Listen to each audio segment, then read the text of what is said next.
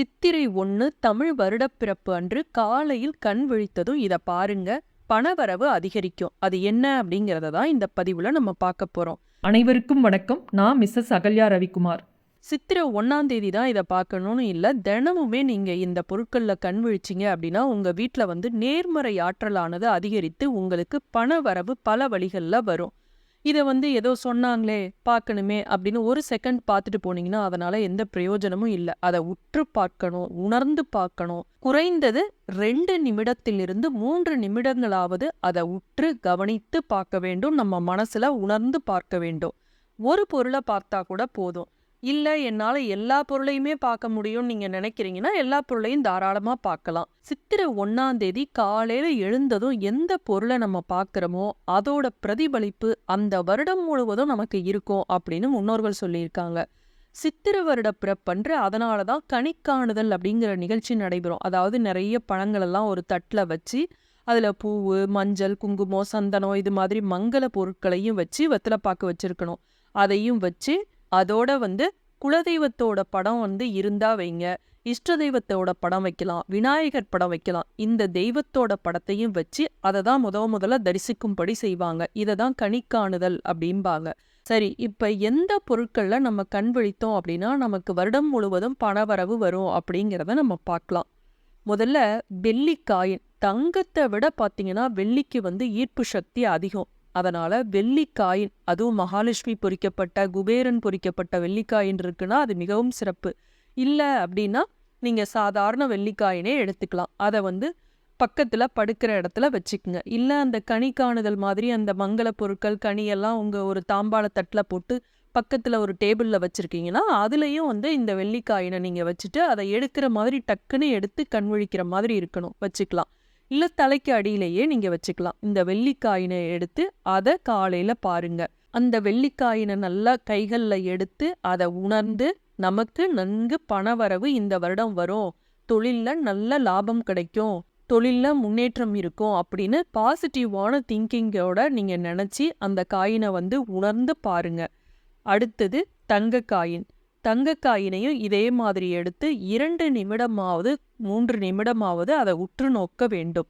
Night தூங்க போறதுக்கு முன்னாடி தானே இந்த பழங்கள் எல்லாம் நம்ம எடுத்து வைப்போம். அந்த பழங்கள்லாம் நீங்க எடுத்து வைக்க முடியல, என்கிட்ட இல்லை அப்படின்னாலும் பரவாயில்ல, இந்த காயினை மட்டும் நீங்க தலைக்கு பக்கத்துல வச்சுக்குங்க. அதை காலையில எடுத்து நல்லா ஒரு 2 நிமிடம் இப்படி உற்று நோக்கி நல்லா பாருங்க.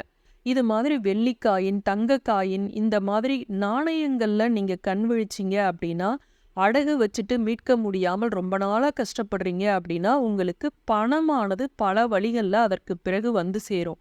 ஏன் அதை உற்று பார்க்கணும் அப்படின்னு பார்த்தீங்கன்னா, அந்த காயினை உற்று பார்க்கும்போது நம்ம மனதுல பணத்தை பற்றிய சிந்தனைகள் காலையில எழுந்ததும் அந்த இதுல கண் விழிக்கிறப்ப இருக்கிறதுனால பண வசியம் ஏற்பட்டு நமக்கு தொழில்ல வியாபாரத்துல நல்ல லாபம் ஏற்படும். இந்த வெள்ளிக்காயின்னு தங்கக்காயின்னு இதெல்லாம் இல்லை அப்படின்னா கையில நீங்க வளையல் போட்டிருப்பீங்க, மோதிரம் போட்டிருப்பீங்க இல்லையா, அதை கூட நீங்க முதல்ல எழுந்ததும் அதை கண் விழிக்கிறது ரொம்ப நல்லது.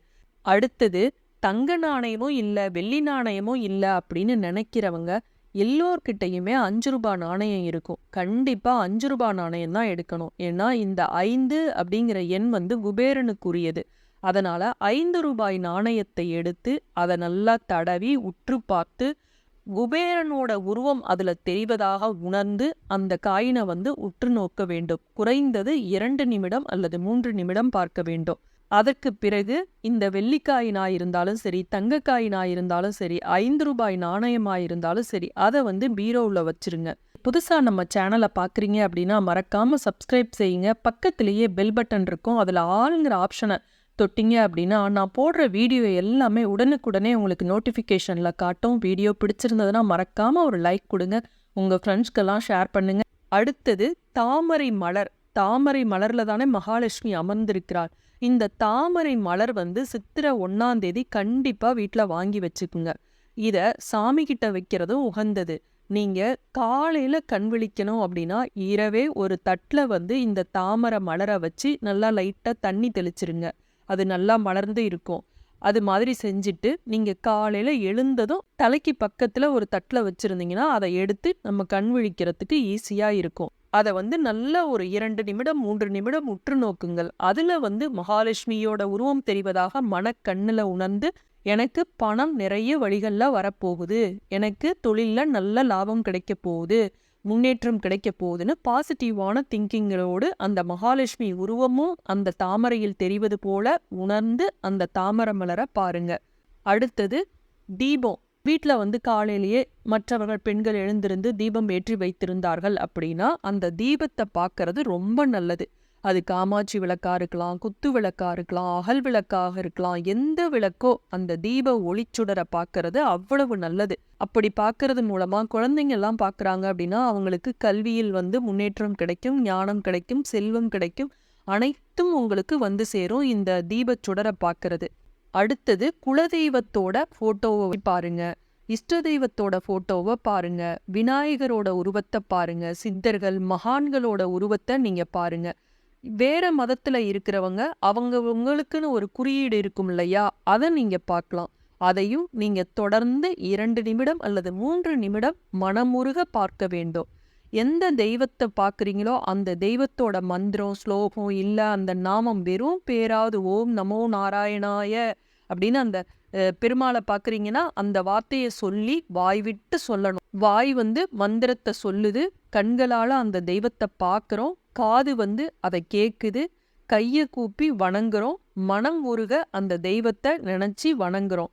இது மாதிரி செய்யறப்ப நம்மளுடைய அனைத்து விதமான கஷ்டங்களும் விலகி நமக்கு எல்லா விதத்திலையும் சுப பலன்களையும் நல்ல ஆரோக்கியமும் ஐஸ்வர்யமும் நமக்கு வந்து சேரும். அடுத்தது பசுமாடு. பசுமாட்டை பார்க்கறது ரொம்ப நல்லது. ஆனா எல்லோராலையும் பசுமாடை பார்க்க முடியுமா? பார்க்க முடியாது.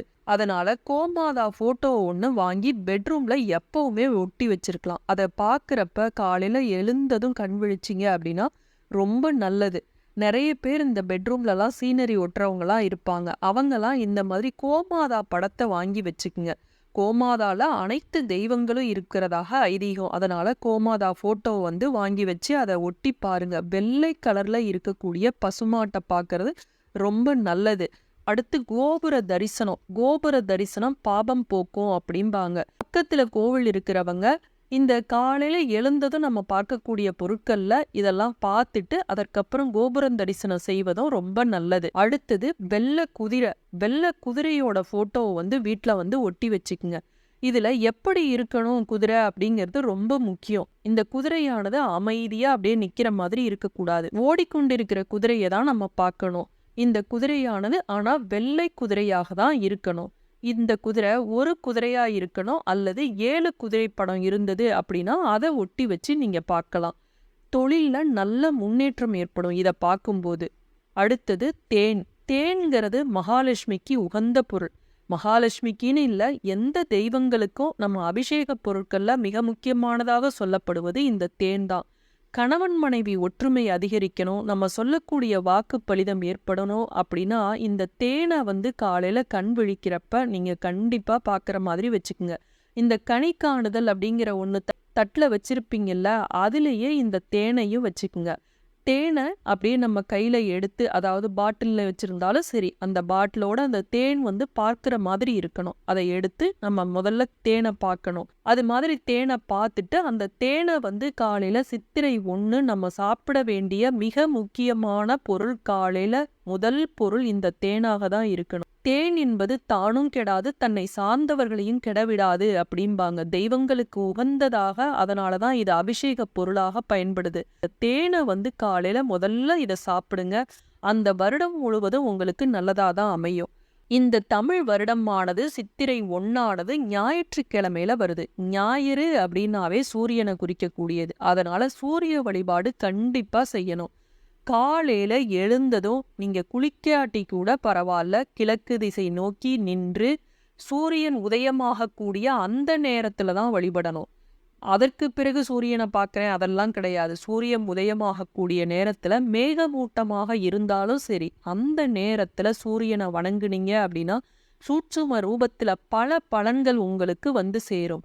அந்த சூரியனை நோக்கி ஓம் நமோ ஆதித்யாய ஆயுள் ஆரோக்கியம் புத்திர் பலம் தேகிமே சதா. இதுல நம்ம எல்லாமே கேட்டுறோம் பாருங்க. ஆயுள் ஆரோக்கியம் புத்திர் பலம் தேகிமே சதா. அதனால சூரிய பகவான் வந்து உங்களுக்கு அனைத்து விதமான நன்மைகளையும், ஆயுள், ஆரோக்கியம், புத்தி அனைத்தையும் உங்களுக்கு தருவார். அதனால சூரிய நமஸ்காரம் கண்டிப்பா செய்யணும். மீண்டும் வேறு காணொளியில் சந்திக்கும் வரை நன்றி, வணக்கம்.